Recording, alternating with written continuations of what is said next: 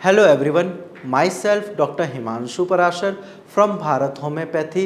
आज मैं आपको अपने एक ऐसे पेशेंट के बारे में बताने जा रहा हूँ जिनका स्पर्म काउंट कम था, स्पर्म की क्वालिटी भी ख़राब थी।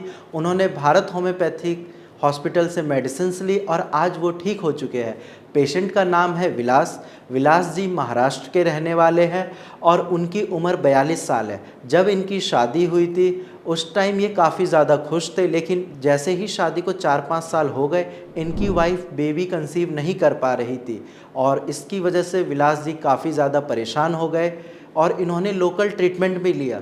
लेकिन आपको पता है ये इंडिया है, यहाँ पे अगर शादी के 4-5 साल तक बच्चे ना हो तो समाज में लोग कैसी कैसी बातें करते हैं। इसके साथ साथ घर वाले भी बोलने लगते हैं। इस वजह से विलास जी काफ़ी ज़्यादा परेशान हो गए और थक हार कर इन्होंने भारत होम्योपैथी हॉस्पिटल में मेरी टीम से कांटेक्ट किया।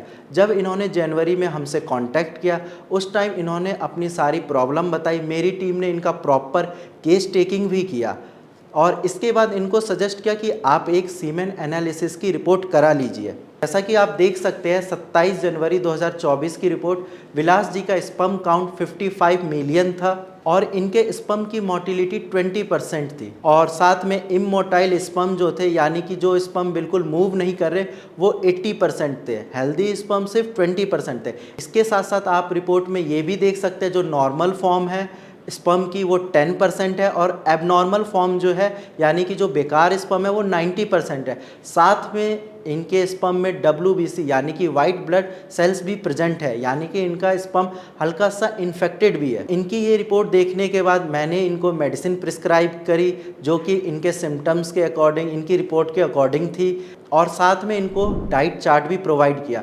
डाइट चार्ट इन्होंने अच्छे से फॉलो किया और मेडिसिन इन्होंने टाइम से ली। 50-60 दिन तक मेडिसिन लेने के बाद ये एक दिन खुद ही मुझे बोलते हैं कि सर अब मुझे फील हो रहा है कि मेरी स्पर्म की क्वालिटी इम्प्रूव हो रही है। मैंने पूछा कि वो कैसे? इन्होंने बोला सर मेरा स्पर्म जो पहले पानी के जैसा आता था अब थोड़ा सा गाढ़ा फील हो रहा है और मैं मेडिसिन भी टाइम से ले रहा हूँ। इसके साथ साथ इन्होंने हर बार अच्छे से अपना फॉलोअप दिया। इनको कोई डाउट होता था ये मुझे या मेरी टीम को कॉल कर लेते थे, प्रॉपर अपना फॉलोअप दिया, सारी चीज़ें फॉलो करी।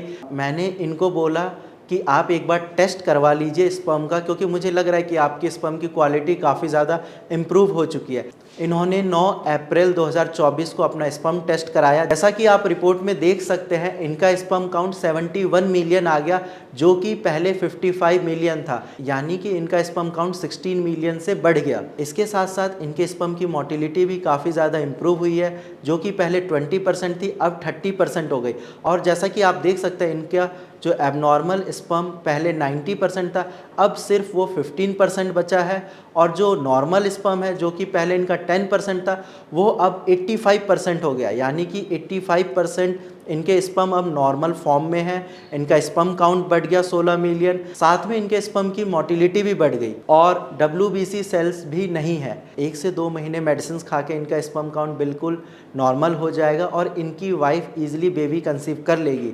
अगर आपको स्पर्म से रिलेटेड कोई भी डाउट है या आपका स्पर्म काउंट कम है या फिर ओलिगोस्पर्मिया या एजोस्पर्मिया की आपको शिकायत है तो आप डायरेक्ट मुझसे आकर OPD में मिल सकते हैं या फिर कॉल करके मेरी टीम से कांटेक्ट कर सकते हैं। आज की वीडियो में इतना ही, धन्यवाद।